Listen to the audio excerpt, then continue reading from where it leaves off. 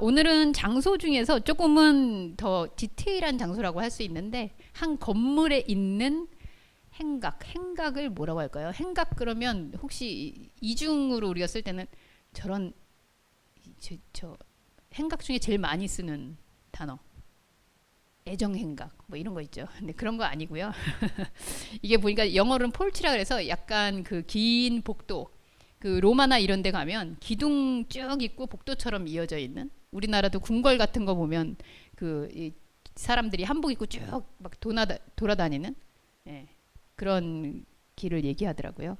그래서 거기에서 어떤 일이 있었는지 과연 이 솔로몬 행각은 어떤 상징인지를 한번 살펴보도록 하겠습니다. 본문은 요한복음 10장 21절에서 38장인데 지난주에 우리가 실로암 연못을 했거든요. 그래서 그 연못에 이어서 나오는 사건입니다. 그래서 오늘 어떤 본문이 있는지 제가 21절에서 38절까지 한번 읽어드리도록 하죠.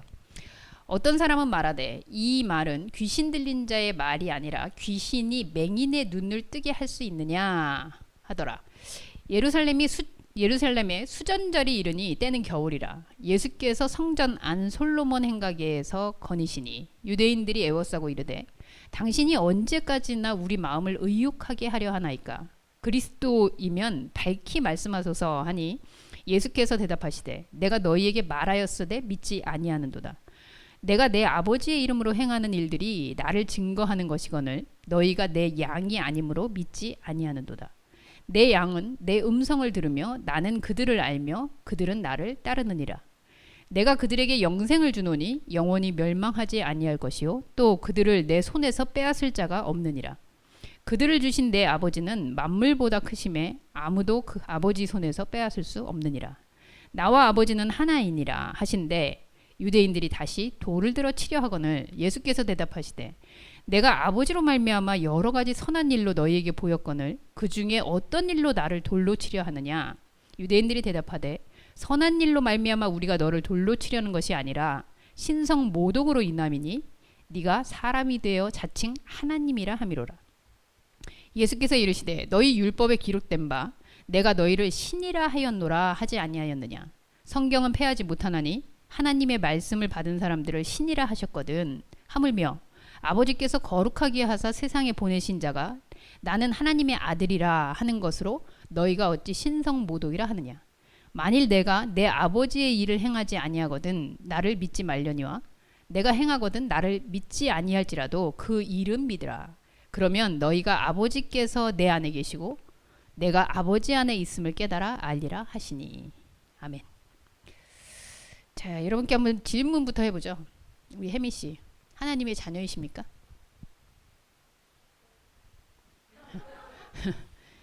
우리 예랑 씨, 하나님의 딸입니까? 네, 신성 모독이죠. 지금 그 말이에요. 인선 씨, 하나님과 하나이십니까? 네, 그 하나 아닙니까? 하나 아닙니까? 하나님과 하나 아닙니까? 아, 그러면 신성모독 덜 걸립니다. 네.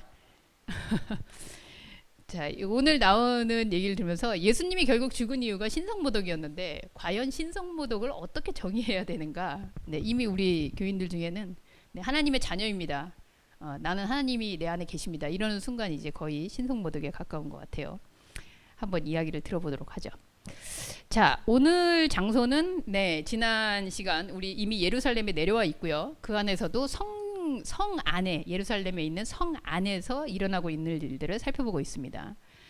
첫 번째는 우리 베데스다 연못 사건 해서 정말 기암을 토하는 인공 그 연못에서 일어나는 일들. 실로암도 마찬가지였죠. 지난주까지. 이렇게 우리가 베데스다와 실로암을 통해서 얼마나 유대인들이 어떻게 보면 하나님의 굶주려 있는 백성들을 종교라는 이름하에 그들을 왜곡시키고 그리고 어려운 사람을 더 어렵게 약한 사람을 더 약하게 만드는 이 악한 모습들을 보여주고 있는지를 예수님이 사실 폭로했어요. 그래서 실로암에서는 사실 그 베데스다에서는 38년 된 마비된 병자가 일어나면서 그 메시지의 정의는 그거죠. 너희가 이렇게 다 마비되어 있는 상태구나. 그리고 실로암 연못에서 맹인을 고쳐주면서 그들에게 이렇게 눈으로 보는 게 보지 못하는 게 맹인이 아니라 결국은 이를 맹인으로 계속 보고 맹인으로 머물게 하고 있는 소경이 소경을 인도하는 건데요. 너희들이 맹인이다 이 이야기를 하죠. 그리고 이제 오늘 본문은 바로 그 이후에 나오는 사건인데 그 장소가 어디냐? 네, 헤롯 성전의 이 그 축소판 모형도예요. 그래서 여기 보시면 헤롯 성전은 그 이스라엘 성전은 한 3차에 걸쳐서 이제 건축되었는데 처음에 아마 다윗 성전이 있었을 거고요. 그 다음에는 어떤 성전이죠? 우리 신학자이신 네. 저보다 신학에 대해서는 훨씬 더 밝기 때문에 그 포로로 갔다가 다시 돌아와서 지은 성전 두 번째 성전이 있고 그 다음에 이제 로마 시대에 이 헤롯 왕이 지은 성전이 있습니다. 근데 여기 보시면은 이제 오늘 등장하는 장소는 여기 네 제가 한번 체크를 해보도록 하죠. 여러분 보이시겠지만 여기가 바로 솔로몬의 행각이라는 곳이고요. 여기 이렇게 보이시죠? 복도처럼 생긴. 그리고 사실은 요쪽이 솔로몬의 행각이고 다른 쪽은 그 왕의 행각이라는 데가 또 있어요. 그래서 이 솔로몬 행각에 모이던 그 사람들과 왕의 행각이라고 되어 있는 그쪽에 모이던 사람들의 부류가 좀 달랐는데 이 솔로몬 행각에 모이던 사람들은 이 당시가 로마 시대니까 뭐 예를 들면 독립투사 같은 사람들이에요. 그러니까 친 로마가 아니고 반 로마 쪽에 있으면서 어쨌든 여기에서 자기들의 뭐 정치, 사회 그리고 특히 종교 이런 부분들을 계속 논하고 토론하고 이야기하고 하는 그런 장소였고 이 왕의 행각이라는 그쪽에서는 이제 친 로마파들이 모여서 그래서 같은 유대인들이지만 굉장히 결이 다른 그런 만남들을 갖는 장소였습니다. 이 장소에서 사실은 그 성전 중에서 지금은 다 파괴가 됐고요. 그리고 파괴된 이후에 이스라엘에 지금 남아있는 거는 바로 이 그 통곡의 벽이라는 아까 여기서 보셨던 요 서쪽 상가 이 서쪽에 있는 그 벽 그쪽이 지금 유일하게 남아있고 나머지는 다 무너져 있는 상태입니다. 그래서 이제 통곡의 벽이라는 이름이 붙은 거는 사실 가서 울고 있는 건 아닌데 이분들이 그 벽에 가서 유일하게 그 기도를 올리는 모습이 마치 벽을 붙잡고 우는 모습 같다. 그래서 이제 통곡의 벽이라는 그 이름이 붙여졌죠. 그래서 여기는 뭐 기독교인들에게도 그렇고 굉장히 성지순례 인파들로 항상 들끓고 있는 그런 장소입니다. 근데 저 바로 요 통곡의 벽 넘어 보시면은 네 메카의 또 이 모습이 그 모슬렘의 성전이죠. 여기는 사실 그래서 기독교, 모슬렘, 유대교, 아랍 종교 뭐 이런 것들이 다 모여 있는 글쎄요 신들이 여기에서 하여튼 다 싸움을 해요. 그래서 신들의 전쟁이 일어나는 것 같은 모든 종교의 집산지고 그로 인해서 늘 뺏기고 쳐들어가는 이 종교 전쟁의 중심지라고도 할 수 있죠. 참 종교를 가진 사람들이 어떤 면에서는 평화를 추구해야 할 텐데 네, 가장 평화가 없는 장소이기도 합니다. 자, 오늘 우리가 보는 이 장소 솔로몬의 행각에서 예수가 거닐었다 하는데 그 중에 이제 한 가지 기억해야 될 게 어떤 절기냐면 요 수전절이라는 때에 걷고 계셨어요. 수전절은 아까 우리 성경에도 보면 때는 겨울이라 했는데 그 유대인들의 성탄절이라고 생각하시면 될 것 같아요. 예수 태어난 걸 환영하는 건 아니고 아까 그 성전이 저희가 1차, 2차, 3차 정도에 이렇게 지어졌다 그랬는데 세 번째 성전이 지어지고 나서 사실은 헤롯 성전이라고 이름이 붙은 것처럼 그 전에는 유대인들이 자기들의 종교를 위해서 이제 제사를 지내고 했던 성전이었는데 그 헤롯이 성전을 짓기 전에 사실은 이제 그 이방의 신을 모시는 사람들이 이제 이 성전을 활용하는데요. 이 성전에서 어떤 일이냐면 유대인들로 하여금 강제로 그 돼지고기를 먹게 하고 피를 바르고 하는 이방 제사를 드리도록 하는 그런 게 나타나요.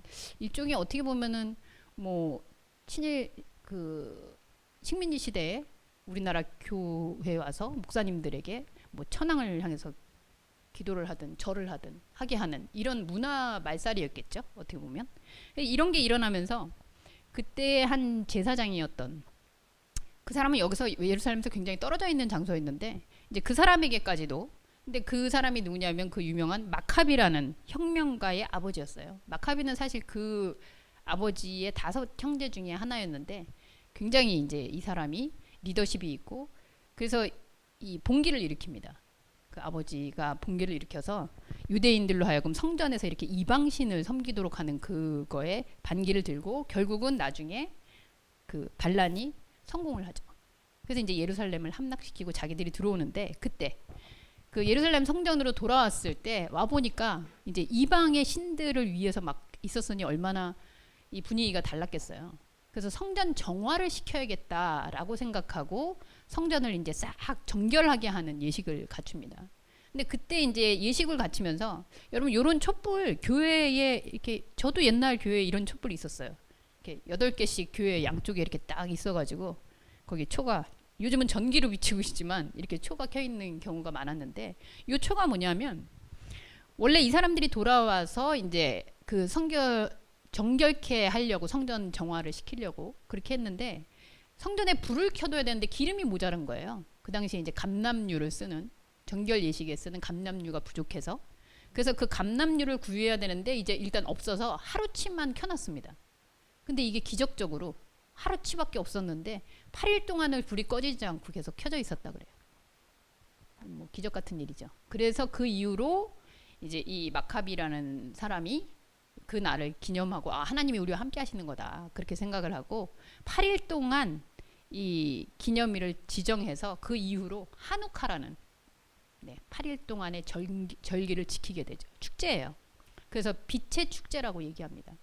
그래서 이 하나님이 등불을 끄지 않으시고 계속 빛이 켜 있었던. 그래서 이제 이런 상징으로 이 오른쪽에 있는 사진은 저 미국에서인데 저 캐나다에 있을 때도 한우카 때는 유대인들은 이런 축제를 합니다. 초 8개를 이렇게. 그러니까 이게 하루에 하나씩 켜요. 그래서 한 주에 하나씩을 이렇게 키면서 또 교회에서 성례로 하는 분들도 있죠. 자, 이런 축제 기간이었어요.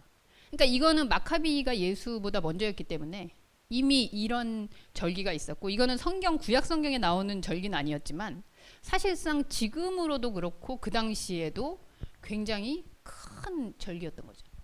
예수가 바로 이런 한우카 수전절에 지금 솔로몬 행각을 거닐고 계시는 거예요. 자, 거기서 어떤 일이 일어나냐? 아까 우리 성경 본문을 읽었던 이야기가 전개가 됩니다. 이미 여러분들 지난주에 우리 얘기했지만 아까는 제가 처음에 말씀드렸죠. 실로암 연못에서 그 연못물을 한마디로 팔아먹으면서 천사가 물을 동할 때 1등으로 들어가면 낫게 해준다. 이런 왜곡된 사실을 가지고 아픈 사람들을 아프게 하고 있었던 그 모습을 폭로하셨는데 그 이후에 사람들이 그렇죠. 예수의 이 자기 룰을 따르지 않는 자기네들의 이 종교적 질서를 따르지 않는 치유 이런 것들에 계속 불안감을 느끼고 사람들이 동요하고 하는 것들을 느꼈던 종교 지도자들이 이제 드디어 예수하고 단도직입적으로 질문을 하는 거죠. 그게 24절이에요. 유대인들이 이르되 당신이 언제까지나 우리 마음을 의욕하게 하려 하나이까? 24절에 물어보죠. 만약에 당신이 진짜 그리스도면 분명하게 얘기해달라. 우리로 하여금 의욕을 갖지 않고. 이렇게 얘기하는 거죠. 자, 이 말을 보면은 이미 많은 사람들 안에 그리스도인가? 이런 생각이 들고 있다는 거예요. 그리고 유대인의 이 물어본 사람들도 어떻게 보면은 지도자들일 가능성이 큰데요. 당신이 정말 그리스도인가? 왜냐면 이미 병자들 고쳐, 뭐 5천 명 먹여, 그 바다 위를 걸어, 뭐 이런 사건들 많잖아요. 그러니까 이제 거의 이거는 요 다음에 기적 하나 남은 거는 죽은 나사로를 살리는 기적만 남았어요. 그 이전에 예수님의 이 사역들을 보면서 사람들이 그리스도인 것 같은데, 우리를 구원할 자이신 것 같은데, 이제 이렇게 생각이 많이 된 거죠. 그래서 이제 물어보는 거예요. 자꾸 우리 이렇게 간보지 말고 얘기를 분명히 해라. 당신이 그리스도라면. 아마도 이 말에는 그래 내가 그리스도다라고 분명히 했다면 그 다음 절차는 뭘까 했을 때 아마 인정하고 이 사람이 그리스도인이다 해서 많은 사람들이 추대를 하는 거죠. 현대 정치로 좀 얘기해 볼까요? 그렇죠. 뭐 우리는 지금 대통령이 전혀 대통령이 될 거라고 상상도 못 했잖아요. 근데 어쨌든 민심을 이렇게 일으킬 수 있는 어떤 사건을 통해서 이분이 추대됐어요. 후보가 됐어요. 근데 아마도 이분이 한 정당에 소속되지 않았더라면 뽑혔을까? 이런 생각도 들긴 해요. 그러니까 한마디로 너 지금 하는 걸 보니 그리스도 후보야. 그런데 네가 그리스도로서 사람들에게 딱 인정을 받고 우리 종교계나 유대인의 그런 리더십이 되려면 소속이 돼야 돼. 우리 쪽으로 들어와. 그거를 밝혀. 이렇게 얘기를 하는 거나 마찬가지다라고 생각이 들어요. 자, 그랬더니 예수님이 대답합니다. 내가 이미 그리스도라고 말했는데 너희들은 나를 언제까지 이렇게 안 믿을 거냐, 이런 얘기를 하는 거죠. 뭐 우리가 이전에 꼼꼼히 읽어보진 않았지만 예수님이 보여주고 말씀하시고 함께 대하면서 늘 내가 누구다 내가 누구다 하면서 사실 자신이 하나님으로부터 왔고 하나님과 하나고 그리고 그리스도다 메시아다 라는 증거들을 많이 얘기하셨거든요. 그래서 지금 똑같이 합니다. 니네 내가 맨날 얘기했는데도 안 믿고 또 물어보냐? 이거 마치 실로암 맹인이 이렇게 고침을 받았더니 너 누가 고쳐줬냐? 너 애초부터 맹인이었던 거 맞냐? 막 이렇게 묻는 거랑 똑같은 거죠. 자, 그러면서 사람들이 듣다가 문제는 30절에 일어나요. 30절. 자, 같이 한번 읽어보죠. 시작. 나와 아버지는 하나이니라. 네. 내가 그리스도라고 말한 거 아니냐? 이러면서 쭉 얘기하시다가 뭐 나는 이제 양의 문이다, 뭐 목자다 여러 얘기 하시다가 결국 내가 아버지고 아버지가 나다. 네. 아까 우리 혜민이가 얘기했는데 내가 하나님의 자녀고 하나님이 내 안에 계시다. 이 얘기예요. 근데 31절 반응을 보세요. 유대인들이 다시 돌을 들어 치려 하거든. 돌은 왜 드는 겁니까, 인선 씨? 누가 말하는데 돈을 확 들어요. 이거 뭡니까? 그렇죠. 그러니까 뭐 죽이진 않더라도 입 닥쳐 이거 되는 거죠.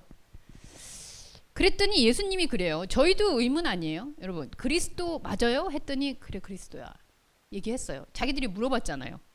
근데 나 그리스도 맞아 이렇게 대답하고 거기에 나는 하나님하고 하나야 이렇게 얘기했더니 돌을 들어요. 요 나는 하나님하고 아버지하고 하나다라는 말이 나오기 전까지는 돌을 들지는 않는데 요 아버지하고 내가 하나다라는 말에 이 사람들이 이제 격앙을 하는 거죠. 이제 분노가 치솟는 거죠. 왜 그럴까요? 예수님께서 그래서 이상해서 물어봐요. 아니 내가 도대체 너희한테 뭔 잘못을 했냐? 내가 늘 이렇게 기적을 일으켜줘, 사람 고쳐줘, 살려줘 이렇게 선한 일들을 했는데 왜 나를 돌로 치려 하느냐 했더니 그 죄가 뭐예요? 33절에 보면 선한 일로 말미암아 우리가 돌로 치는 게 아니라 뭘 하려고 뭐 해서 그렇다고요? 아까 우리 예랑이나 혜민이가 보여준 신성모독죄. 신성모독이 뭐냐? 여기 보면 사람이면서 자칭 하나님이라고 얘기했다. 자, 그러면 우리 한번 여기서 따져봐야 될 것 같아요. 유대인의 여러분들은 어떻게 하나님을 뵙기를 늘 간절히 원하십니까? 우리 김웅님, 하나님을 배웠기를. 네, 하나님을 구하고 계시죠? 네, 우리 유진님, 성령님과 함께하기를 기대하고 계시죠? 이미 그러고 있죠. 네. 자, 근데 이 사람들도 사실은 네가 그리스도거든 말해라 라고 얘기하는 건 그리스도를 기다리고 있다는 거예요. 그리고 지금도 유대인들은 메시아 그리스도를 기다립니다. 아직 예수를 그리스도로 인정하지 못한 사람들은. 그러니까 그리스도를 기다리고 있는 거예요. 자, 우리가 기독교인 이유가 사실은 기독이라는 말이 그리스도라는 말의 그 한자거든요. 그래서 우리가 기독교인 유대교가 아니고 기독교인 이유는 바로 이 그리스도 때문인데 이 그리스도를 유대인들도 여기 기다렸고 찾고 있는 거죠. 이 사람이 그리스도인가? 이 사람이 그리스도인가? 이 사람은 이단인가 보다.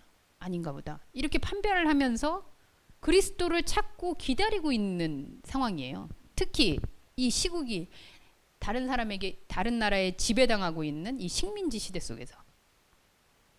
그런데 여기 보면 예수가 그리스도인 것은 용이할 이 마음이 있어요, 이 사람들이. 왜냐하면 네가 그리스도인이냐? 아니 그리스도냐라고 묻는 데에는 너가 하는 행적과 여러 가지들을 보니 너는 하나님이 보낸 그리스도인 것 같다 라는 생각에 질문을 한 거죠. 근데 막상 예수가 하나님하고 내가 하나다, 나 그리스도 맞다 했더니 이제 돌을 들려고 해요. 자, 그럼 여기서 이 사람들이 생각하고 있는 그리스도는 어떤 존재인가요? 여러분 한번 유추를 해보시죠. 유대인들은 그리스도를 기다리고 있어요. 그런데 이 그리스도가 되는데 조건이 있어요. 자기들이 생각하고 있는. 첫째, 하나님이면 안 돼요.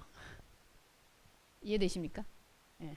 그리스도는 기다리고 있는데 이 그리스도가 하나님하고 하나다, 내가 하나님과 같다라고 했더니 삑 하고 돌을 들었어요.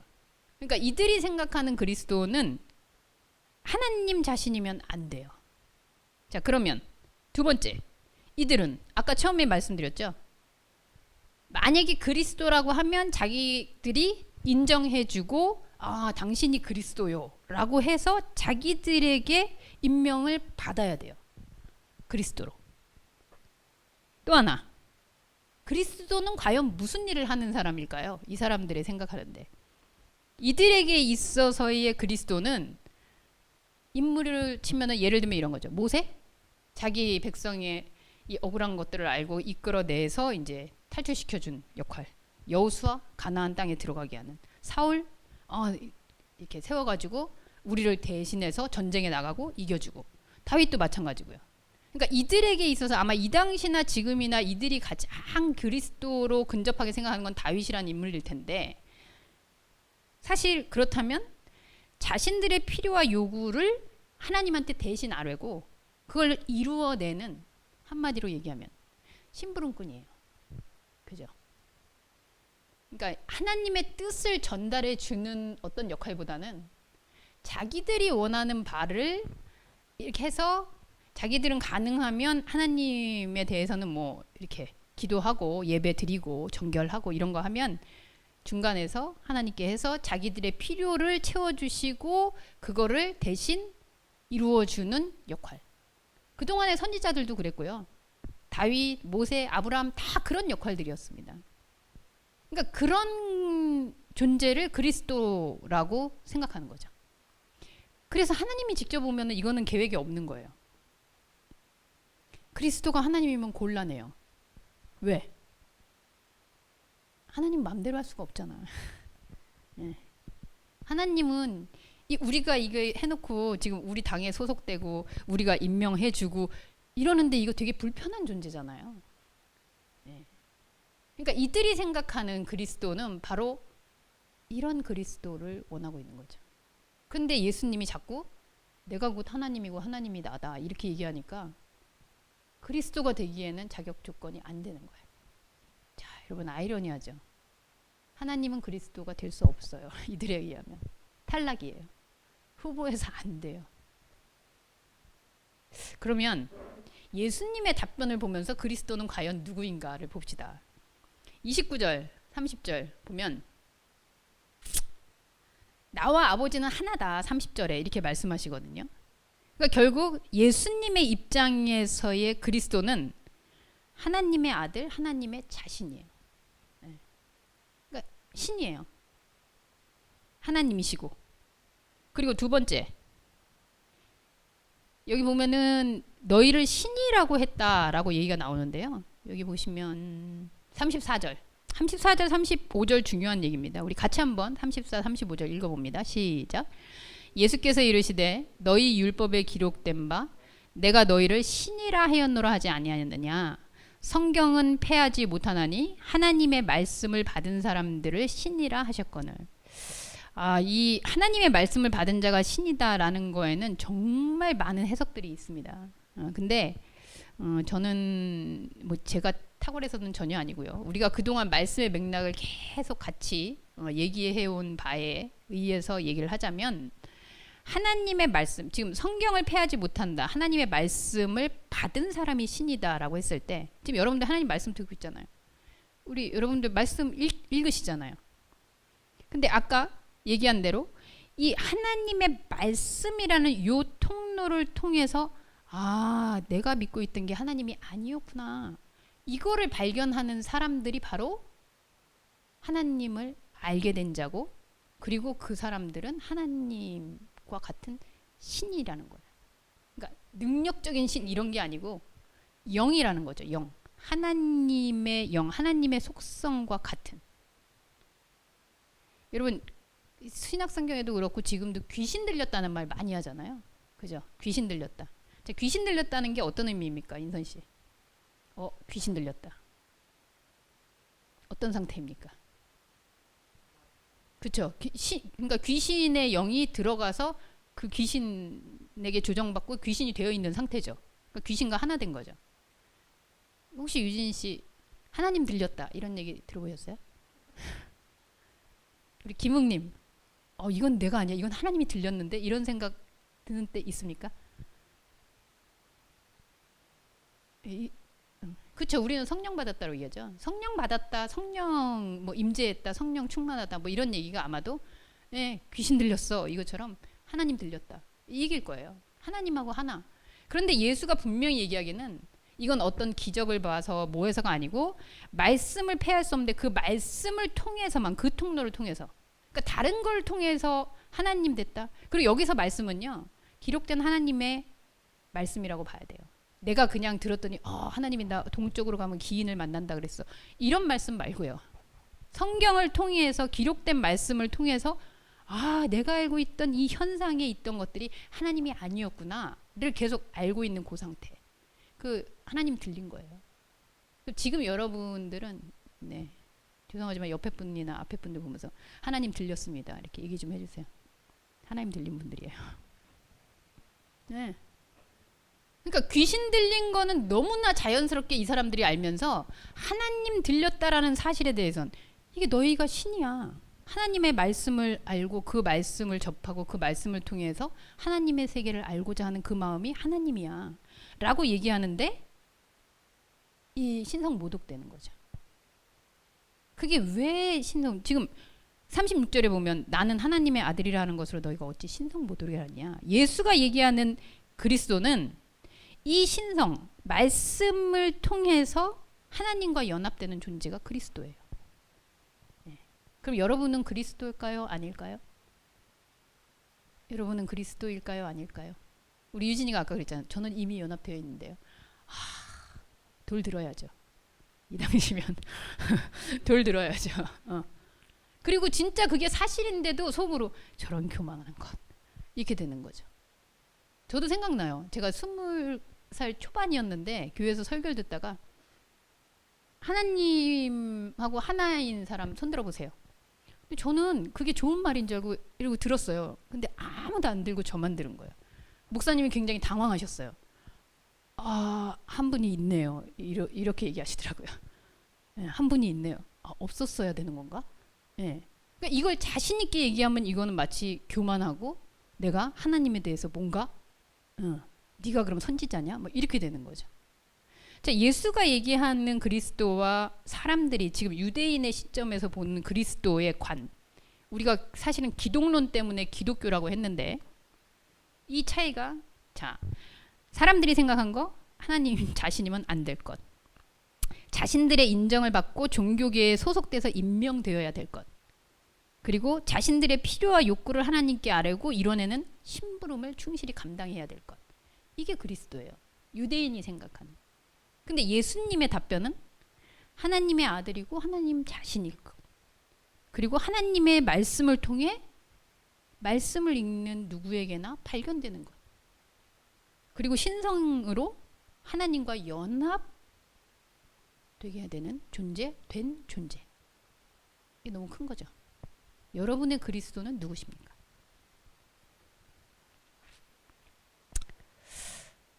이 사람들은 사실 사람들 보면서 병든 자, 약한 자, 뭔가 장애 있는 자 보면서 다 귀신 들렸다고 판명하던 사람이에요. 근데 정작 하나님 든 자는 몰라요. 귀신 든 거는 그렇게 많이 판단을 하면서 저 사람 귀신 들렸네. 저 사람 이랬네. 판단하면서 정작 하나님 든 자, 하나님인 분을 못 알아보는 거죠. 그리스도는 하나님일 수 없다 라고 얘기하면서 신성모독으로 결국 예수를 십자가에까지 내몹니다. 결국 이들의 그리스도는 자신들의 대리자를 세우는 욕구예요. 하나님으로 인해서 하나님을 발견하려는 욕구가 아니고 그리스도 구원자 메시아를 기다리는 이유가 나의 사정과 나의 현상에 이루어내고 싶은 걸 하나님께 요구하는. 요즘은 아마 그리스도가 AI로 대체될 것 같아요. 사람들보다 훨씬 능력이 나니까. 네. 그리고 지금은 이미 돈이, 물질이 그리스도의 역할을 대신하고 있죠. 수전절의 솔로몬 행각에 예수를 만난다. 예수는 왜 거기 있었을까? 아이러니하게도 빛의 절기였어요. 수전절, 빛의 축제라고 불려요. 이렇게 촛불을 켜놓고 하나님이 우리에게 빛을 주시고 있다라고 하는데 빛으로 오신 예수를 보지 못하는 맹인의 상태라는 거죠. 그걸 보여주세요. 그리고 솔로몬의 행각, 왜 솔로몬의 이름이 붙었을까요? 지혜의 상징으로 붙은 거예요.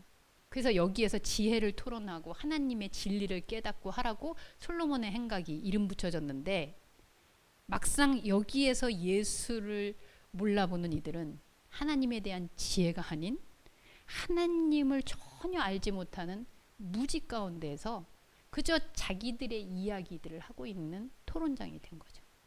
그리고 정치의 장이에요. 아, 그리스도 오면 우리가 임명해 줄 텐데 이러면서. 그리고 또한 그리스도를 기다리면서 막상 그리스도를 돌로 치려 하는 그 모습을 폭로하는 곳이 바로 솔로몬의 행각입니다. 그렇다면 우리에게 있어서 솔로몬의 행각은 어디일까요? 어떤 일일까요? 이게 폭로되는 장소죠. 아, 내가 빛이신 주님이라고 하면서 사실은 보지 못했구나. 빛이신 주님이 오신다는 건 사실은 그리스도를 막 빛으로 된 그리스도를 보는 게 아니라, 그렇죠. 제가 지금 우리 선홍님을 보고 있는 건 빛 때문이에요. 깜깜하면 안 보이겠죠. 이미 빛이 있기 때문에 내가 저기를 보고 있는 것처럼 빛이신 주님이 계시다는 사실은 하나님이신 말씀의 눈을 뜰 수밖에 없는 상태가 된다는 거거든요.